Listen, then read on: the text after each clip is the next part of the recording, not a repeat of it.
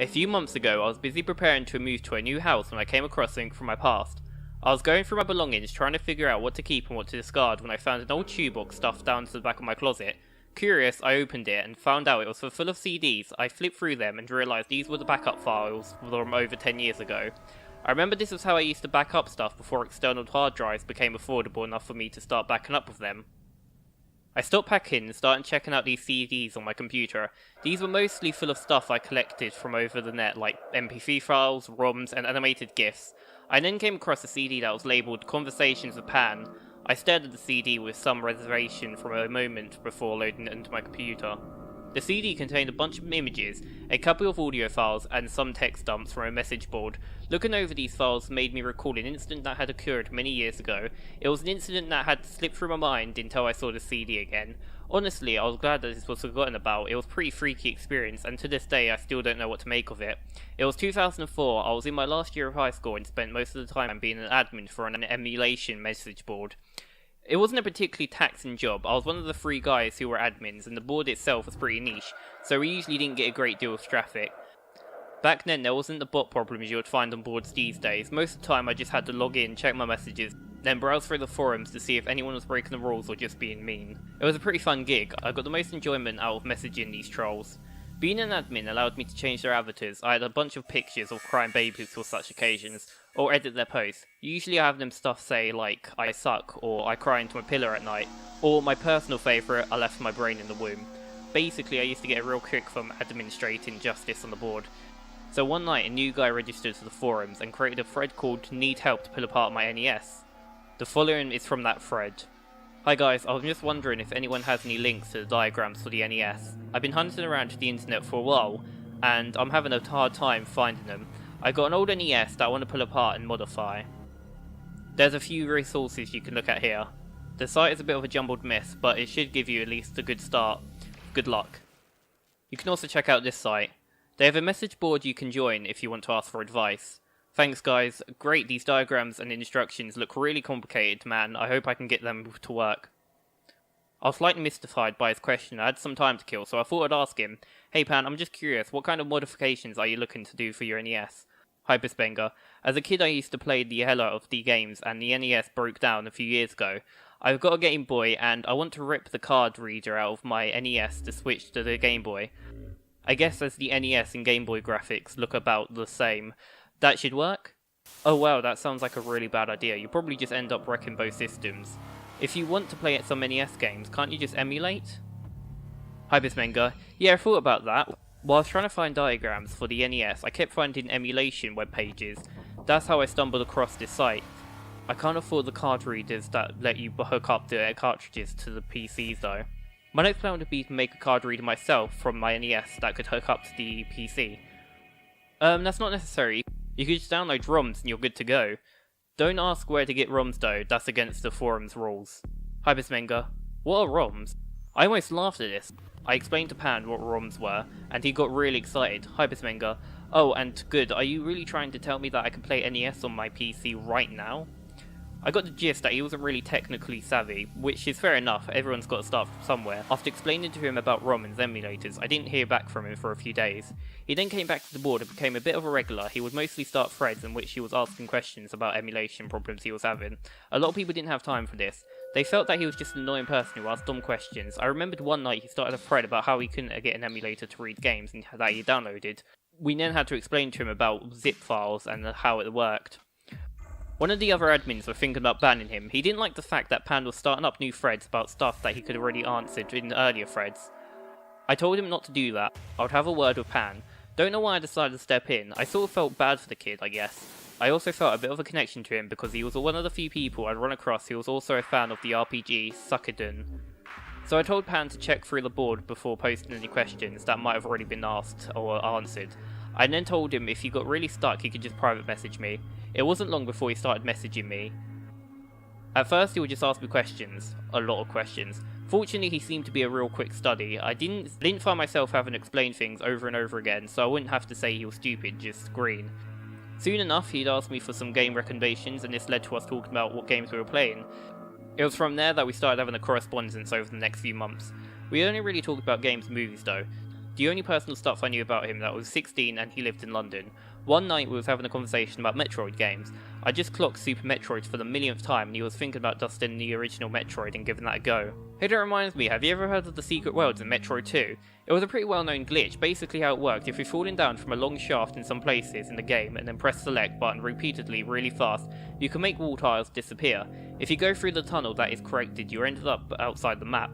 You can find rooms that are tile swaps of regular rooms that scroll down repeatedly forever, and rooms that look like they've been randomly thrown together.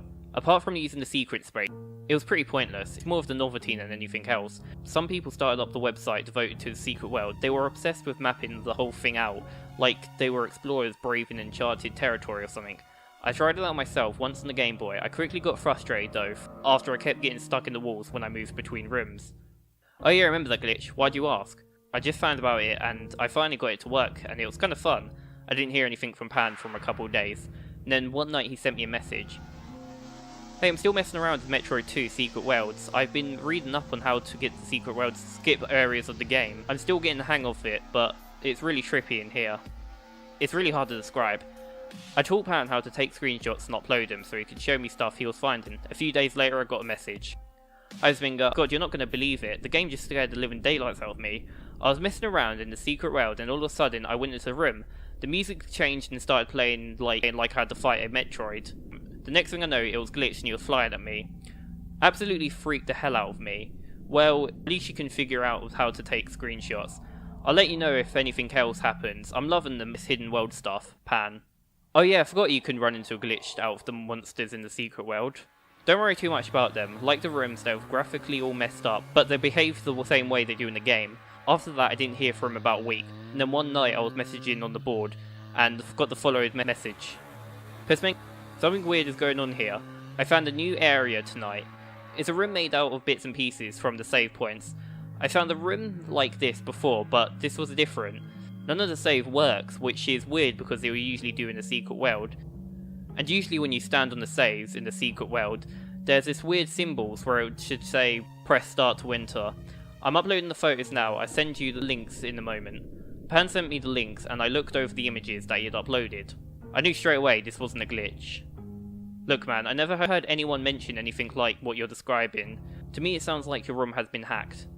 I asked him where he got the ROM from and he gave me the address. When I checked it, the page wasn't there anymore, which wasn't really surprising. Back then, ROM websites were frequently popping and being taken down almost immediately. Is there any chance this could damage my computer? I never heard of a hacked ROM doing anything malicious damage before. Just to be on the safe side, make sure you got an anti-software and do a scan. Okay, cool. I'm going to keep checking around and then I'll let you know.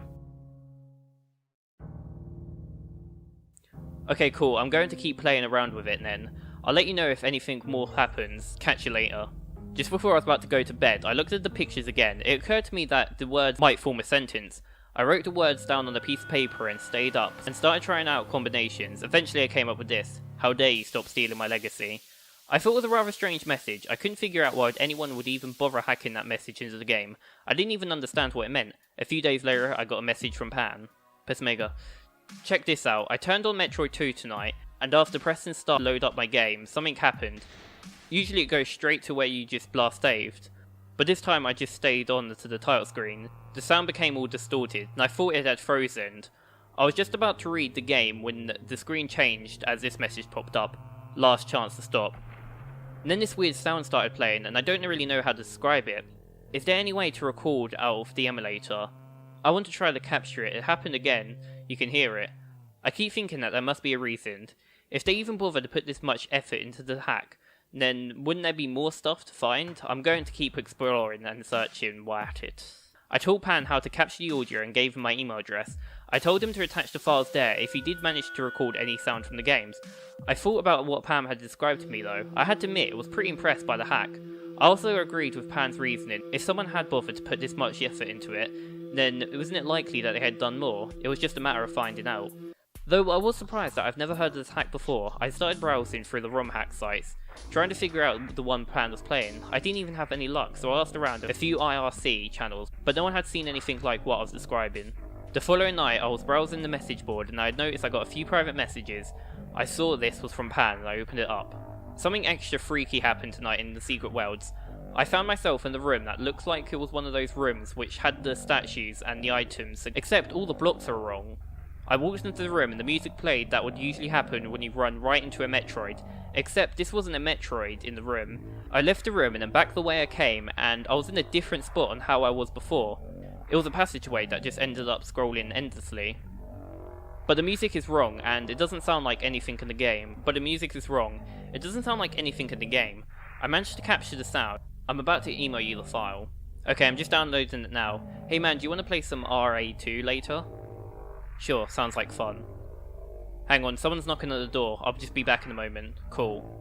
The audio file just finished downloading, and I listened to it a while, and I waited for Pan to come back. I don't know what to make of it. I've never heard of a Game Boy make this kind of sound before.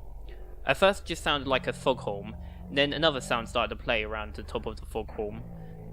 The other sound did seem familiar to me somehow, but I couldn't quite place it. I found myself getting really spooked, so I quickly closed the file. I got up and made myself a cup of coffee and a snack. By the time I got to the computer, 15 minutes had passed. You still there, man? I waited a few more minutes, but I didn't get a response from Pan. I got really worried for a moment, but then just figured out either a friend or family member had came back and he was suddenly busy. I surfed the net for a bit and did some admin duties, and then checked the messages again. Pan still hadn't come back. I was pretty tired at that point, so I just decided to shut down my computer and went to bed. I got up early the next day to check to see if Pan had left me any messages. He still hadn't got back to me. I headed off to school and didn't get home until the evening. After, I grabbed a bite to eat, and I sat in front of the computer and checked my emails and private messages. There was still nothing from Pan. I left a few more messages and waited for his response. Over the next few days, he still didn't get back to me, and I started to get really freaked out. I skipped school for a few days, and stuck pretty close to my computer. One afternoon, after performing some minor admin duties, I re-listened to the sound that Pan had sent me. I still couldn't make out what it was, so I started playing around with the sound recorder. I sped up a few times and realised that this foghorn sound might have been music that played right before you fight the Metroid Queen. As I continued to speed up the sound file, I realised what the other sound was. Someone was talking over the music. I had to speed the sound up 10 times to get it to sound like it was on the right speed. Once I had done, I tried to make out what the voice was. I had to listen really carefully a few times before I got it. The first part was an introduction, someone saying "I am," and after that, presumably their name. I couldn't catch what it was though, it was an English name. The second part of the sentence was clear enough though. Knock knock, I am here. Needless to say, I wasn't quite unnerved at this point. I hit the internet again, trying to find out what I could about the version of Metroid 2 that Pan had started playing. I emailed people at the Secret Worlds website, I posted messages on numerous emulation websites, and I spoke to people on various IRC channels. Most of them thought I was joking. The rest thought I was crazy. It seemed that no one knew what the hell I was talking about. Then one night, I got a private message. Look up Gunpile Yokai. I was a bit startled. When I'd been going through and asking questions about Metroid 2, I hadn't been using a Pisminger as my username, nor had I mentioned anything about what message board I was from. I replied back to the message, wanted to know who messaged me and how they found me, but the user never got back to me. After that, I kept an eye on the logs of the user activities to see if he came back to the site, but he never did. I then took to the messages advised and looked up the name Gunpile Yokai. It didn't take me long to find out who he was. It turns out this name was a huge influence on Nintendo. Some of the games he worked on including the original Donkey Kong, Mario Bros, Kid Icarus, Metroid, and Metroid 2. But what he's best known for is arguably his greatest creation, the Game Boy. It's often described as his legacy. I kept reading the article in fascination when I got to the section that was about his life after leaving Nintendo. Not long after he left Nintendo and started his own company, Gunpile Yokai died in a car accident.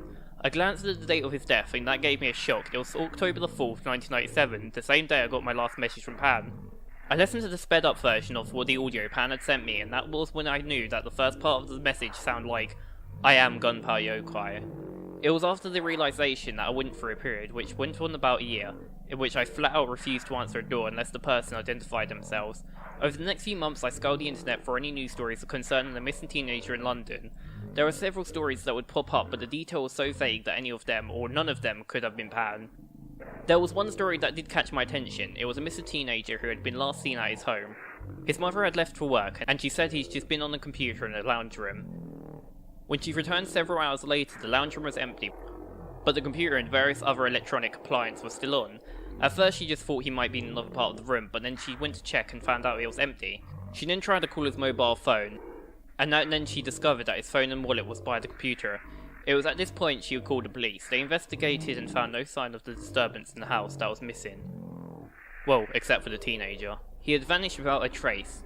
I looked for more information online but couldn't find anything else. I contemplated getting in touch with the police in London, but one thing stopped me. There was no way I could think to word my story without sounding like a crazy person.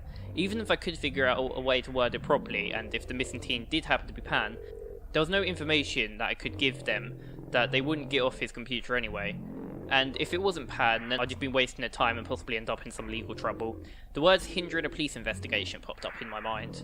I went back through my conversations with Pan to see if there was any clues to find his real identity that I hadn't noticed before, but there was nothing that revealed anything that I didn't know already about him.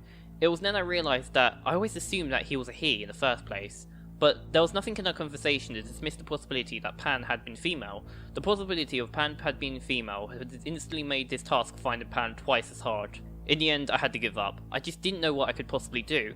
I took screenshots of all my conversations with Pan, copied the pics and sound files he had emailed me and burnt them onto my CD, just in case I'd ever needed them again. Not long after I finished high school and then started working, within a month I stopped being an admin. I still stuck around on the board for a few more months, but by then I no longer had the free time to post with any regularity. Over the following years, I got busy with life and everything that happened with Pan just drifted further and further from my mind. I decided to write all this down and put it online in the hopes that after all these years someone might know something will happen to Pan, or know the version of Metroid 2 that he had found. As I said from the beginning, I honestly don't know what to make of this. Is there a copy of Metroid 2 floating around the internet being haunted by the ghost of Gunpei Yoko? And if you have this misfortune to stumble across it, does he come by your door angry that you have dared to defile his legacy? I try not to think about it too much. When it does come to my mind now, I like to imagine the whole thing was an elaborate hoax by Pan. That he had set the whole thing months in advance. He created the images and audio files. He came onto the message board, pretended to be technically in-heb teenager, when really he was brilliant with PCs. He was user 12345. He was the one who told me to look up Gunpei Yoko. I like to imagine him somewhere out there, still laughing about the wonderful jokes he pulled all those years ago. Sometimes I can almost convince myself that it was just a hoax. I think that's how I was able to get sleep at nights, the months after I lost contact with Pan, and I started telling myself that it was all a hoax now. It was going to come in real handy on those restless nights in the days to come. Credit to Uber Nick Lord.